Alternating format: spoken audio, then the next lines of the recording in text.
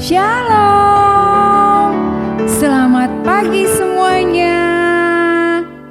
Hari ini kita sudah minggu keempat ya. Gak terasa kita masing-masing beribadah di rumah.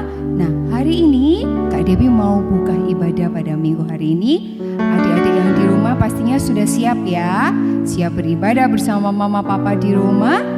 Kita semuanya ambil sikap yang manis. Kita mau berdoa, kita mau memuji Tuhan, kita mau mendengarkan firman Tuhan.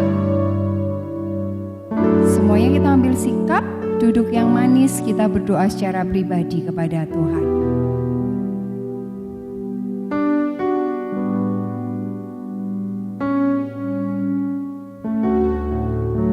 Tuhan Yesus, terima kasih kalau pada hari ini, pada pagi ini, Tuhan kembali mengizinkan kami untuk beribadah. Tuhan, satukan hati kami agar kami sungguh-sungguh untuk beribadah, sungguh-sungguh untuk memuji Tuhan, sungguh-sungguh untuk mendengarkan firman Tuhan. Pimpin setiap kami Tuhan, agar ibadah ini menyenangkan hati Tuhan. Di dalam nama Tuhan Yesus kami berdoa. Amin. Nah adik-adik, sekarang Kak Debbie mau tanya ya, siapa yang tadi saat bangun tidur langsung berdoa, langsung bersyukur? Wah, terima kasih Tuhan Yesus. Hari ini ternyata Tuhan masih kasih kesempatan aku untuk bisa bangun pagi. Aku bisa jalan, aku bisa menggerakkan tanganku. Nah, siapa ya yang kira-kira begitu? Atau males aku mau tidur lagi. Ingat ya, setiap hari kita harus selalu mengucap syukur. Dalam hal apapun kita harus mengucap syukur. Yuk, kita mau mulai ibadah pagi hari ini. Kita mau katakan, selamat pagi Bapak.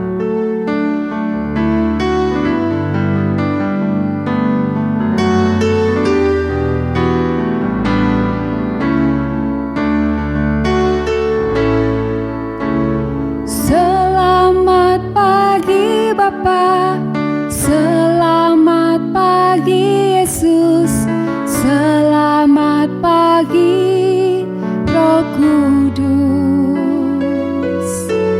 Terima kasih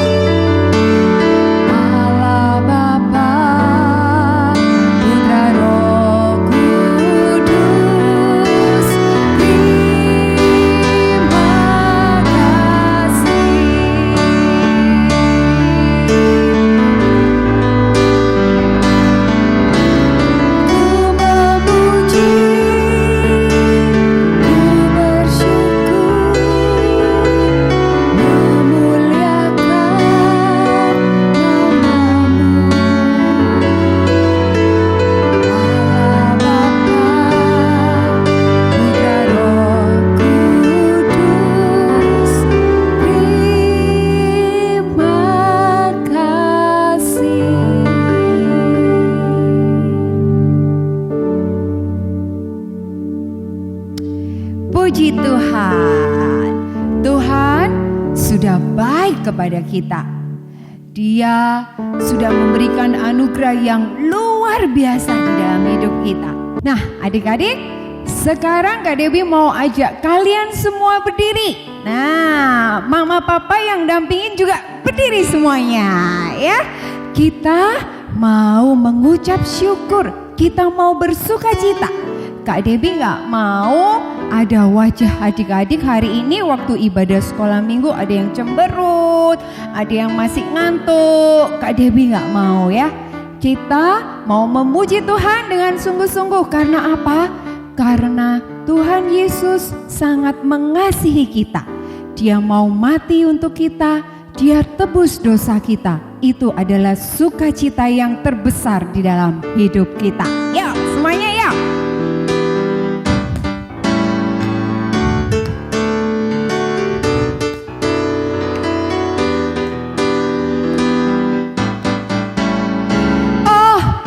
Sukacitaku, pam pam pam pam, sejak ku jumpa Yesusku.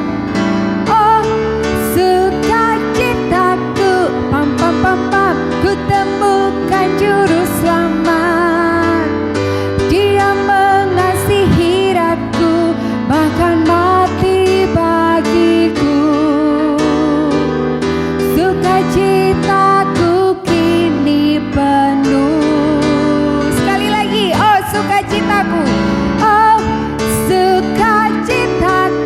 pam pam pam pam, sejak ku jumpa Yesusku. Oh sukacitaku, pam pam pam pam, ku temukan juru selamat. Dia mengasihi aku, bahkan mati bagiku. Sukacitaku kini penuh. Padanya aku berharap, pada Yesus Allah yang hidup. Padanya aku berserah, Engkau sungai kehidupanku.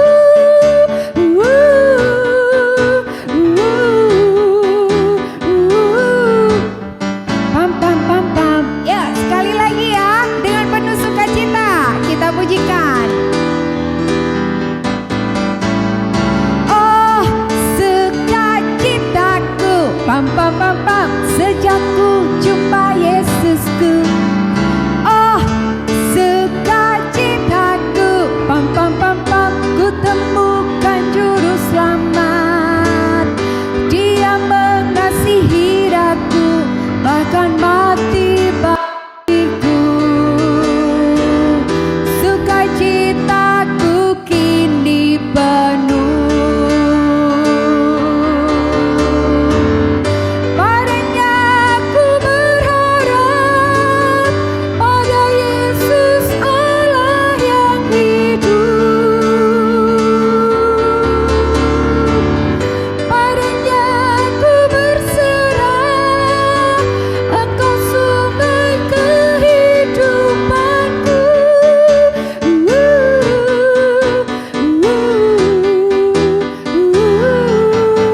Pam pam pam pam.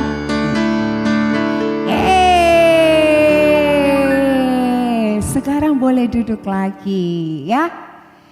Sukacita yang paling besar adalah Tuhan mengasihi kita. Dia rela mati untuk tebus kita. Dia jadikan kita, Dia pilih kita untuk menjadi anaknya. Nah, sekarang kita mau mendengarkan firman Tuhan. Kita mau mendengarkan firman Tuhan. Sikapnya bagaimana?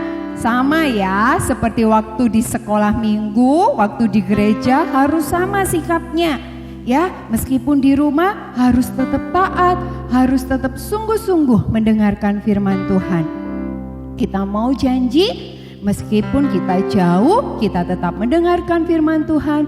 Dan firman Tuhan itu tertanam di hati kita, dan kita harus jadi terang dimanapun kita berada. Oke, kita siapkan hati kita ya.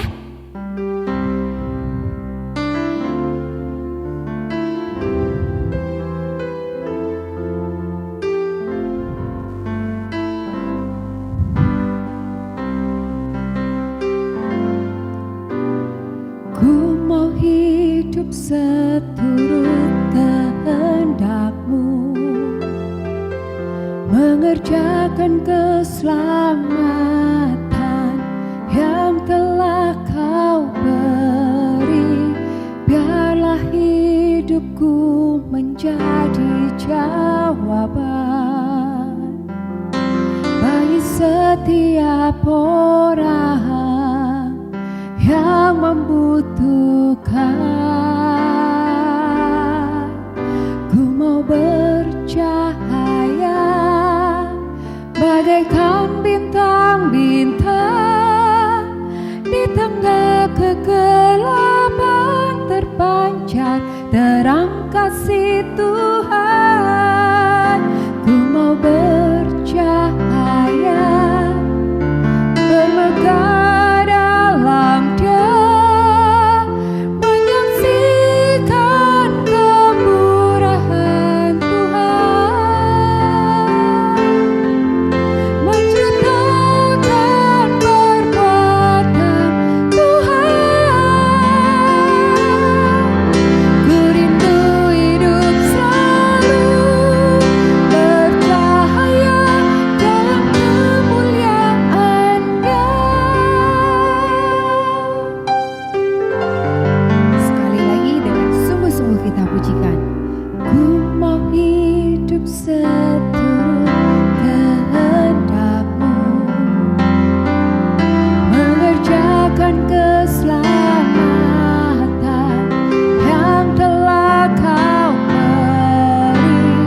Biarlah hidupku menjadi jawaban bagi setiap orang yang membutuhkan.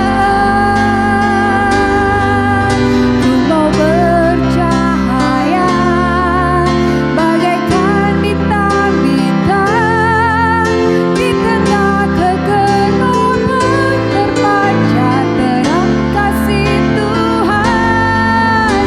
Ku mau bercahaya bermegah dalam Dia, menyaksikan kemurahan Tuhan, menceritakan perbuatan Tuhan.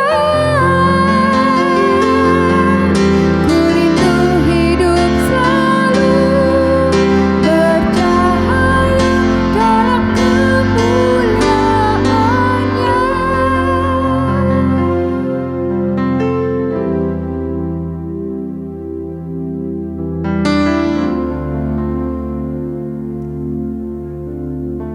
Halo adik-adik, gimana kabarnya? Sudah lama ya kita nggak ketemu, kita sekarang ibadah cuma ya lewat internet, lewat online aja, sudah ibadahnya di rumah dengan papa mama. Kak Kesya kangen sekali sama adik-adik sekalian, tapi dengan keadaan seperti ini kita tetap harus bertahan ya, tetap harus semangat ibadah di rumah bersama papa mama. Kak Kesya pun juga semangat untuk bercerita hari ini. Dan nanti juga kita akan belajar dari firman Tuhan. Pokoknya kita harus semangat ya.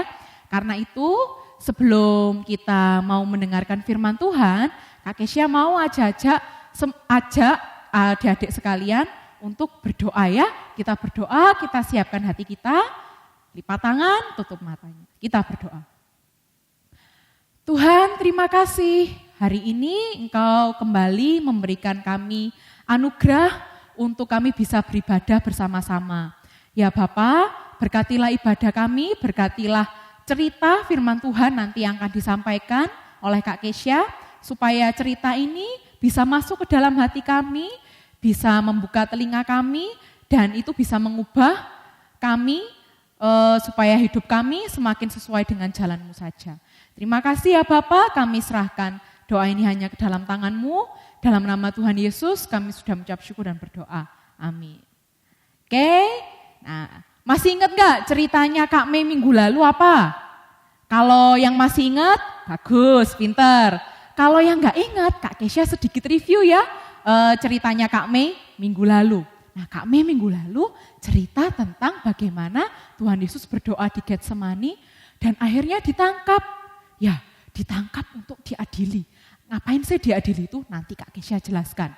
Nah, sebelum Kak Kesha lanjut lagi untuk cerita tentang hari ini, Kak Kesha udah siapkan satu video untuk adik-adik sama-sama lihat, supaya kalian lihat baik-baik ya, kalian lihat baik, dengar baik-baik.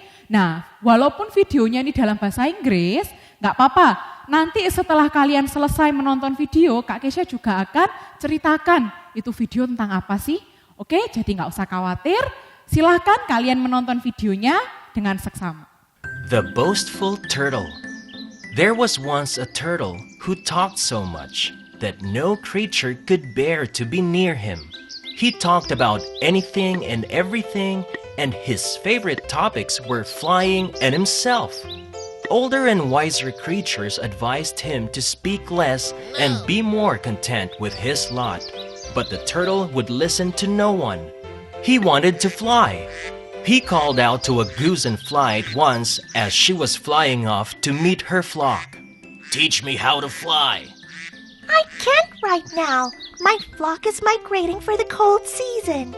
"But I want to fly, and I want to fly now." So the goose and the turtle came to the flock and asked if anyone could help the turtle out.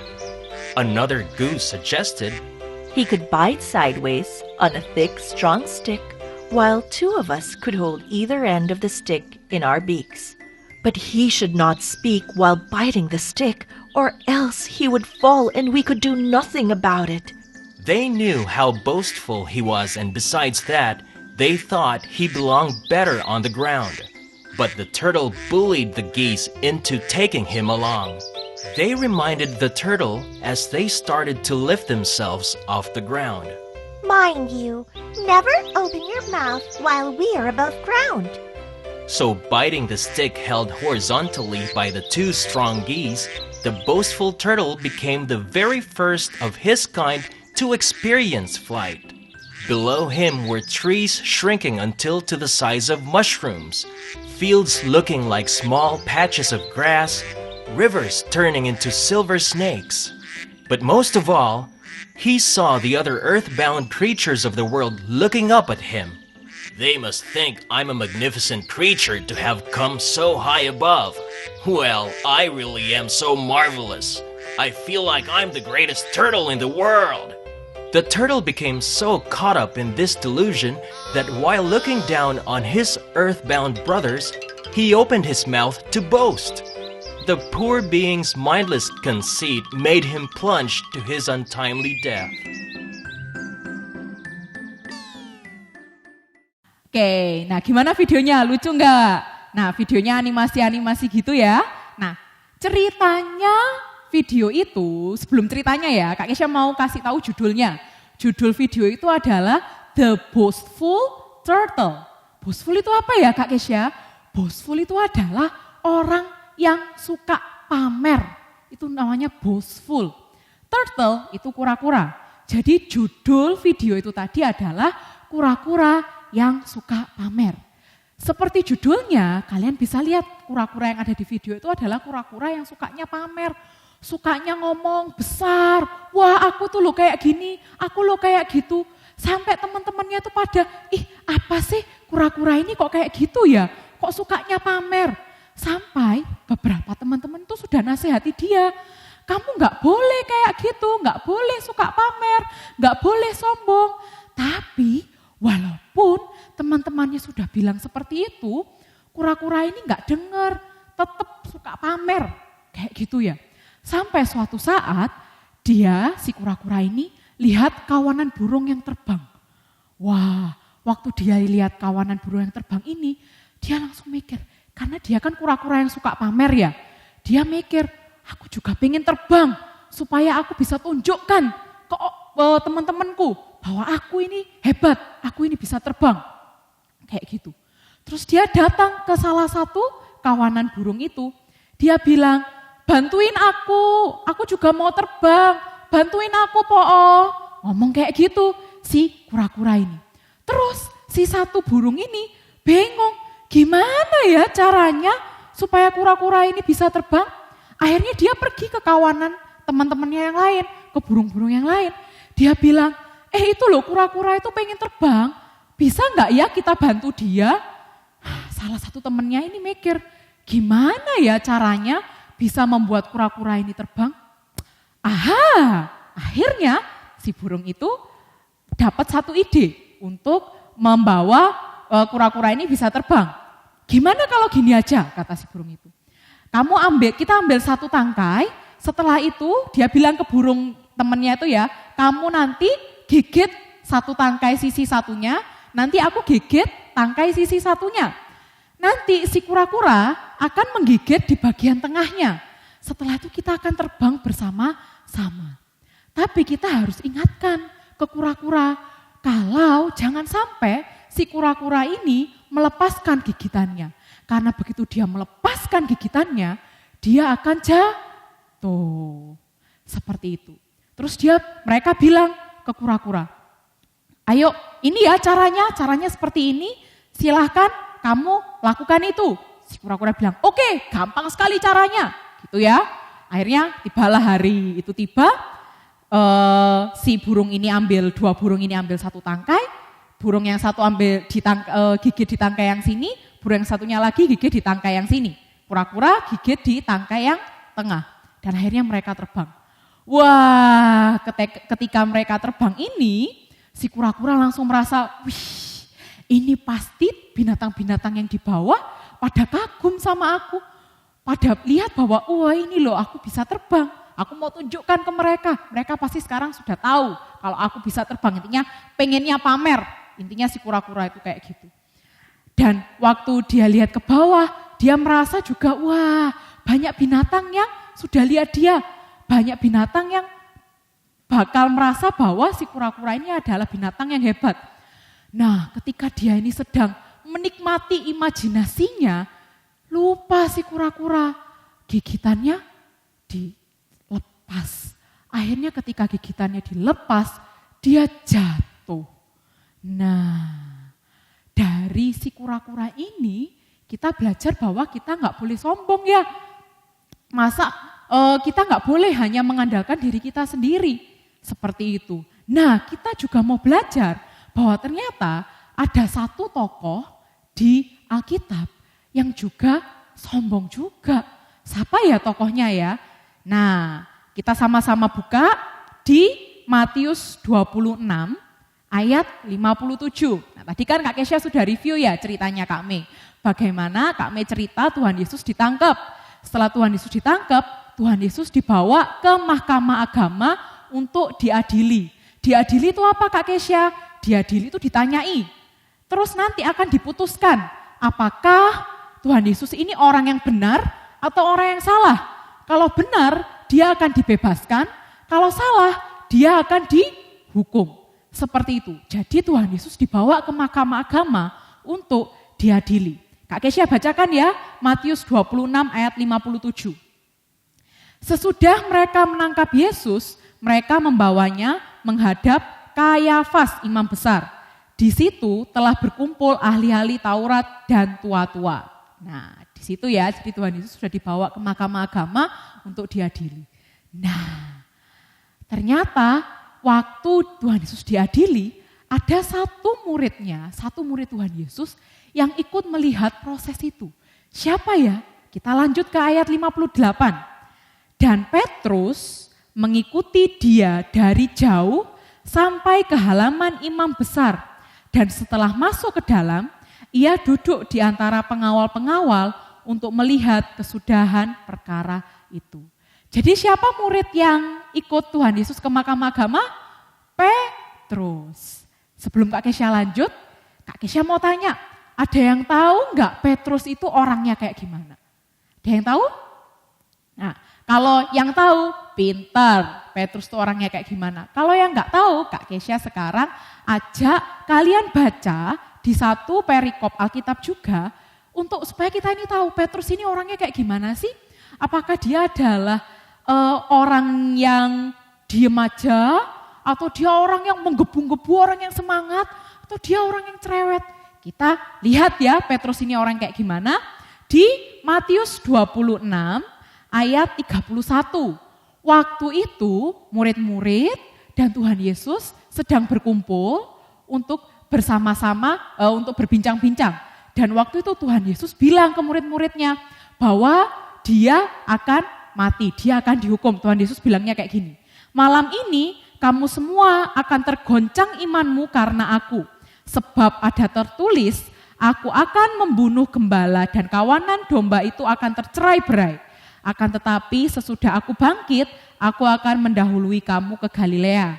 Itu Matius 26 ayat 31 sampai 32, boleh dibaca nanti ya. Jadi Tuhan Yesus bilang bahwa dia akan dihukum, bahwa dia akan mati. Tapi Petrus bilang di ayat 33. Petrus menjawabnya, biarpun mereka semua tergoncang imannya karena engkau, aku sekali-kali tidak.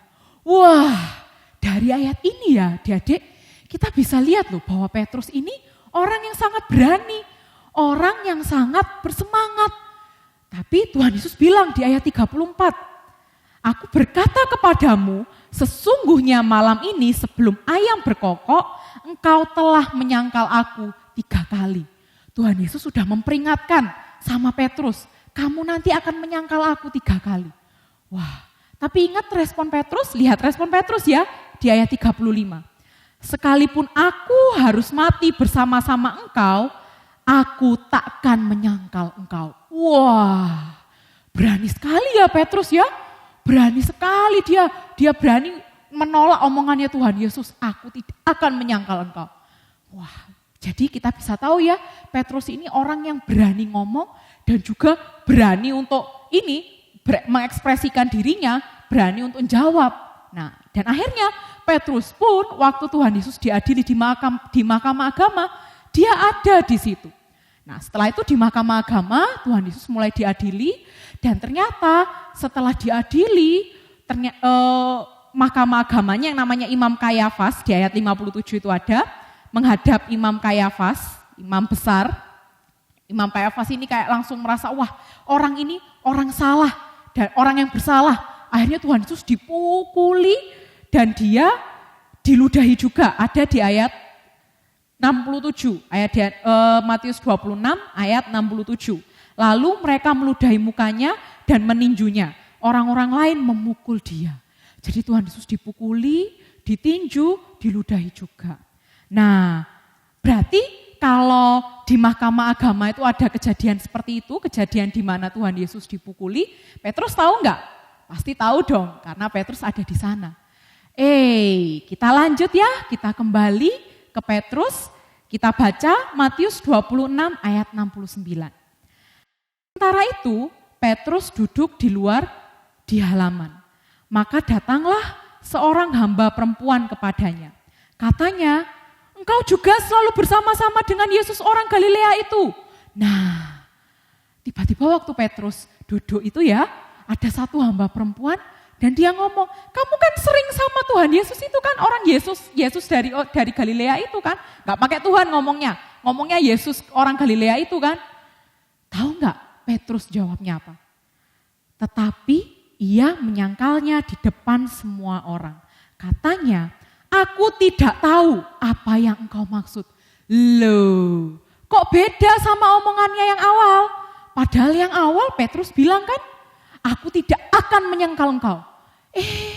Begitu lihat Tuhan Yesus seperti itu, terus ada orang yang tanya, Petrusnya langsung menyangkal. 1 kali, yang pertama. Nah, terus setelah itu Petrus pergi. Nah, di ayat 71 Kak Kesya bacakan ya. Ketika ia pergi ke pintu gerbang, seorang hamba lain melihat dia dan berkata kepada orang-orang yang ada di situ, orang ini bersama-sama dengan Yesus orang Nazaret itu. Wah, dia ketemu lagi ya waktu dia keluar, dia pergi, dia ketemu ada orang-orang lain lagi. Dan orang-orang ini juga tahu kalau Petrus ini sering sama Tuhan Yesus. Petrus jawab, di ayat 72 ya, Matius 26 ayat 72. Dan ia menyangkalnya pula dengan bersumpah, aku tidak kenal orang itu. Wah, 2 kali Petrus menyangkal Tuhan Yesus. Dan penyangkalan yang kedua pakai sumpah lagi, bersumpah aku tidak kenal dengan Tuhan Yesus. Loh, beda lagi loh sama respon awalnya Petrus. Dan akhirnya tidak lama kemudian di ayat 73 ya, tidak lama kemudian orang-orang yang ada di situ datang kepada Petrus dan berkata, pasti engkau juga salah seorang dari mereka, itu nyata dari bahasamu. Ayat 74, maka mulailah Petrus mengutuk dan bersumpah, aku tidak kenal orang itu. 3 kali Petrus menyangkal Tuhan Yesus. Dan setelah itu Kak Kesya bacakan ya lanjutan ayatnya di ayat 74. Dan pada saat itu berkokoklah ayam. Nah, peringatan Tuhan Yesus yang sebelumnya, di mana Tuhan Yesus bilang kepada Petrus, sebelum ayam berkokok, engkau sudah menyangkal aku 3 kali. Dan terjadi. Setelah itu yang dilakukan Petrus adalah di ayat 75, maka teringatlah Petrus akan apa yang dikatakan Yesus kepadanya. Sebelum ayam berkokok, engkau telah menyangkal aku 3 kali. Lalu ia pergi keluar dan menangis dengan sedihnya. Petrus menangis karena dia ingat peringatan dari Tuhan Yesus yang sebelumnya. Petrus terlalu sombong sama dirinya. Karena dia terlalu sombong, dia cuma mengandalkan dirinya sendiri. Dia gak mengandalkan Tuhan. Seperti itu. Karena dia mengandalkan dirinya sendiri, dia terlalu sombong, dia terlalu berlagak. Akhirnya dia kemakan sama omongannya sendiri. Dan disitulah yang membuat Petrus sedih. Jadi adik-adik, kita gak boleh sombong ya. Semua yang ada dalam diri kita, baik itu uang kita, baik itu mainan kita, talenta kita. Talenta itu apa? Talenta itu misalnya kalau adik-adik bisa bahasa Inggris, adik-adik pinter matematika, adik-adik pinter belajar. Itu semua dikasih sama Tuhan. Jadi gak boleh sombong. Gak boleh karena pinter matematika terus, wah ini loh aku pinter matematika, wah ini loh aku pinter bahasa Inggris, terus sombong. Akhirnya kalau sombong kita mengandalkan diri sendiri, kita gak mengandalkan Tuhan. Padahal semua yang ada dalam diri kita itu dikasih oleh Tuhan. Oke, jangan kayak Petrus ya. Kayak Petrus pada akhirnya dia kemakan sama omongannya sendiri. Padahal Tuhan Yesus sudah memperingati loh dari awal. Oke, jadi yang kita pelajari hari ini tidak boleh sombong. Kenapa? Karena semua yang ada dalam diri kita, semua talenta kita, semua uang kita, semua harta kita, semua keluarga, teman kita, semuanya itu karena anugerah Tuhan. Jadi kalau punya talenta, punya hal yang baik, jangan lupa bersyukur, jangan malah sombong. Kalau punya talenta yang baik, punya uang yang banyak, bersyukur sama Tuhan. Tuhan, terima kasih Tuhan sudah kasih saya talenta seperti ini. Tuhan sudah kasih uang yang banyak seperti ini. Semuanya harus dibawa kepada Tuhan sebagai ucapan syukur. Gak boleh sombong ya. Nanti kalau sombong kita sendiri yang rugi. Nanti kalau sombong artinya kita gak mengandalkan Tuhan juga. Seperti itu, oke? Sekarang Kak Kesya mau ajak kita semua berdoa. Kita tutup mata, kita lipat tangan kita. Tuhan, terima kasih untuk firman-Mu hari ini ya Bapa. Melalui firman-Mu hari ini kami bisa belajar bahwa kami tidak boleh sombong. Bahwa semua yang ada dalam diri kami, semua yang ada dalam hidup kami, semua itu milik Tuhan. Karena itu ya Bapa, bimbinglah kami supaya kami tidak sombong. Supaya apapun yang kami lakukan itu hanya untuk memuji dan memuliakan nama-Mu saja. Terima kasih ya Bapa, kami serahkan doa ini hanya ke dalam tangan-Mu. Dalam nama Tuhan Yesus kami sudah mengucap syukur dan berdoa. Amin. Oke adik-adik, terima kasih sudah mendengarkan firman Tuhan. Nah adik-adik, tadi kita sudah mendengarkan firman Tuhan dari Kak Kesya. Kak Debbie ada satu pengumuman, kalau setiap kali sekolah minggu kita tetap mengumpulkan persembahan. Nah, karena kita berada di rumah, persembahan tetap masih ada ya. Persembahannya bisa dititipkan ke mama papa, terus kemudian nanti di amplop, dimasukin di amplop, kemudian bisa diberikan ke Kak Vena atau ke Kak Herlin. Nah, kalau misalnya nih ada yang mau langsung ditransfer, bisa juga. Nah, nanti bisa ditransfer di rekening di bawah ini ya. Nah, sekarang kita mau mengakhiri sekolah minggu pada pagi hari ini. Tapi sebelumnya Kak Debbie ngajak kita semua, kita mau bersuka cita lagi, kita mau menyanyikan pujian. Terima kasih Tuhan.